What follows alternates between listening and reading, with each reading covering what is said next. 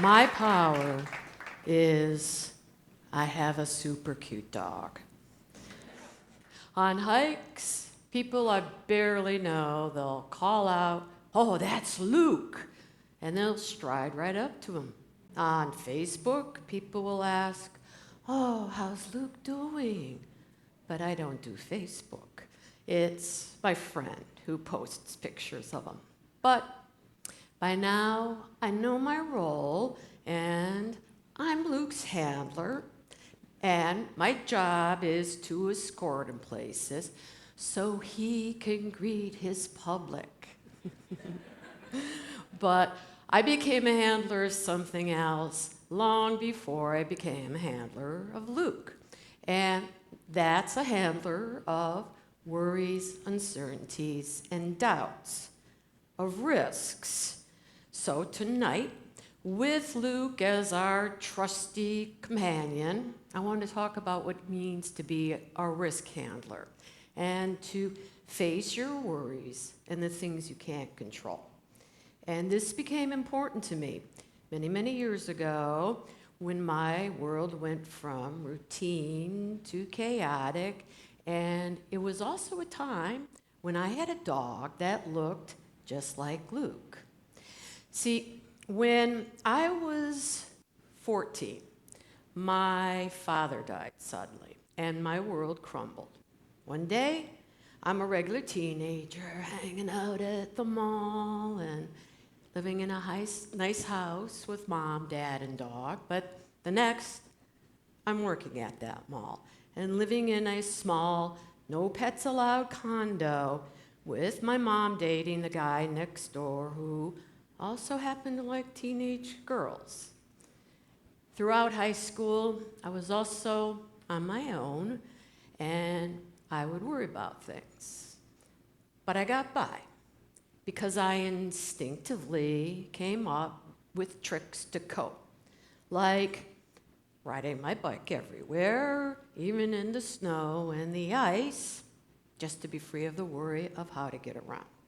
So these tricks, they got me through those rough years in high school, and they got me through college, and then they helped me land my first big job at Bell Labs. And it was here, early in my career, where they sent me to a course, and I learned something amazing. Those tricks had a name. Risk management. And turns out I was a risk handler, and I didn't even know it.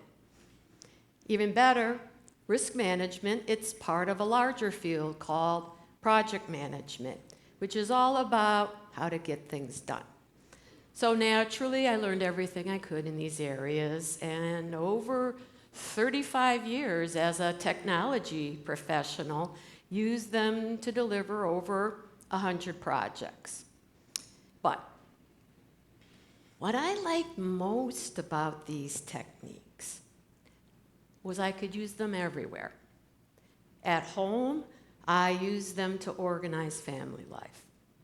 When I volunteered, I used them. But I had to do it undercover. Because if I mentioned project management or risk management, people would just shake their heads no. And I didn't really realize how few knew about these areas until my daughter landed her first big job at a nonprofit, and they didn't use these practices. So we did some digging and realized that this is actually the norm. As recently as 2024, more than 80% of small to medium businesses have significant skill gaps in project management. And this was a study done by the Association for Project Managers. But something happened back then. My daughter and I, we had grown really frustrated at seeing what we thought were unnecessary worries and obstacles thwart our friends and families' ambitions. Project management, and risk management aren't just for big business.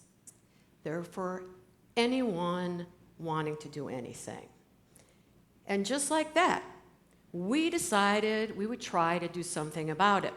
So we took 8 specific techniques that we use over and over, and then we shrunk them down into bite-sized hacks that you can actually use without getting a headache. And since then, we've been teaching people about these hacks. And there's one hack in particular we use more than the others. And this is the hack from risk management.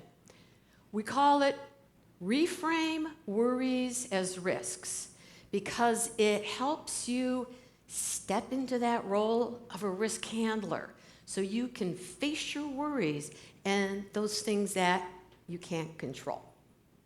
So, let's see this hack in action with an example of hosting a party, becoming overwhelmed with other things in life. And maybe this has happened to you.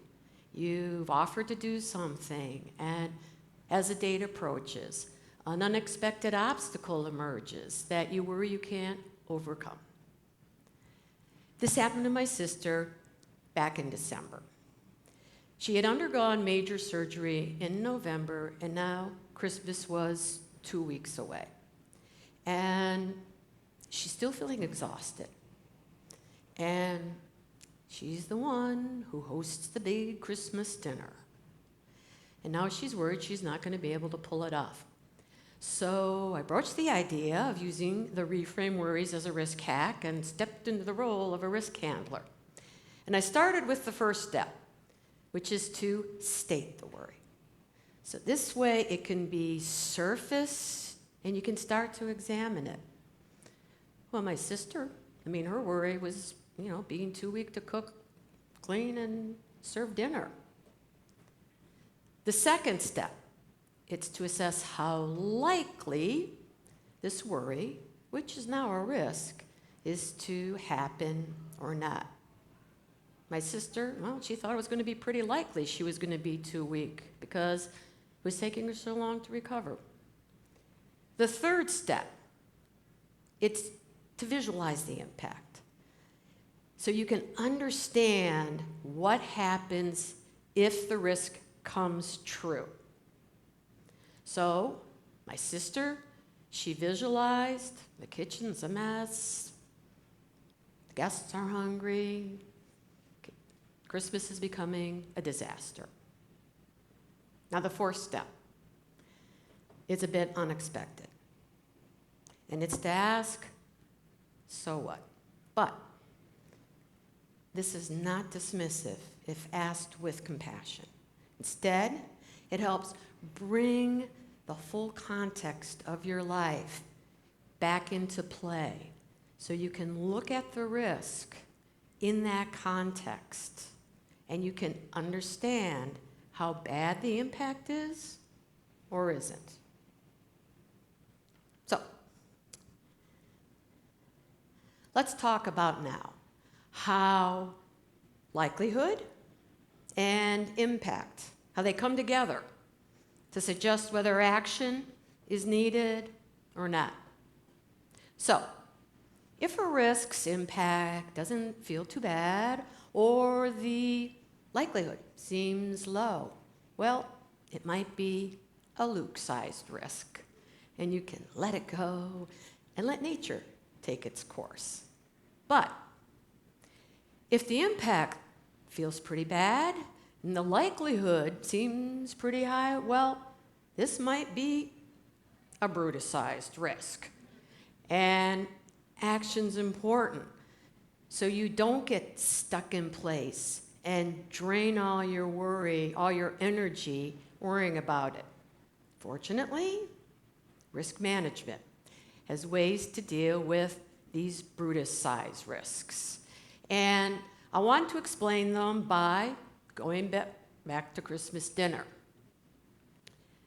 So for my sister, she wanted to take action because it was important to her to have a good Christmas. So we spent a few minutes coming up with preventions, ways to reduce the likelihood that this risk occurs. So I came up with suggestions like, oh, do takeout, or, oh, I'll fly out and help. I asked, why not have her boys, and they're in their 30s, take over more of the duties? And she had thought about that, but hesitated because she didn't want to worry them about how tired she was still feeling. But she decided now's the time to ask. There was one other way I wanted to subdue this risk, and that was to have a fallback plan. So what if, with the boys helping, she still gets tired? And what does she do then? So my sister's fallback plan, the first step was to tell the guests in advance that, hey, I might need to pause and take a break, but don't worry, everything's fine, the boys will see to things, and I'll be rejoining the festivities shortly. This way, on Christmas, when she feels tired and exhausted, she's not anxious or doesn't feel guilty that she has to leave the guests. All right, so for Christmas, the boys, they helped cook and clean. My sister, she did take a rest. Yes, the tradition changed, but everybody left fed and they had a good time. So what this experience shows is when you reframe a worry as a risk, you're ensuring it's taken seriously, because all worries are valid.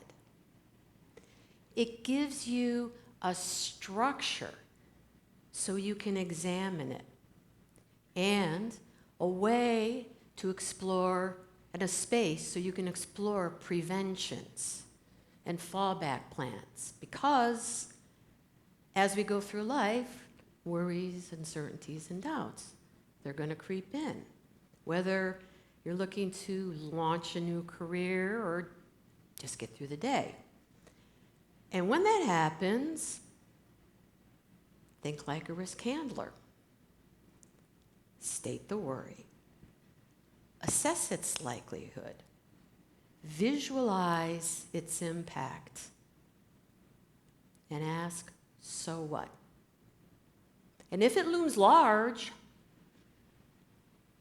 plan a prevention so you can reduce its likelihood and have a fallback so you're ready in case it does.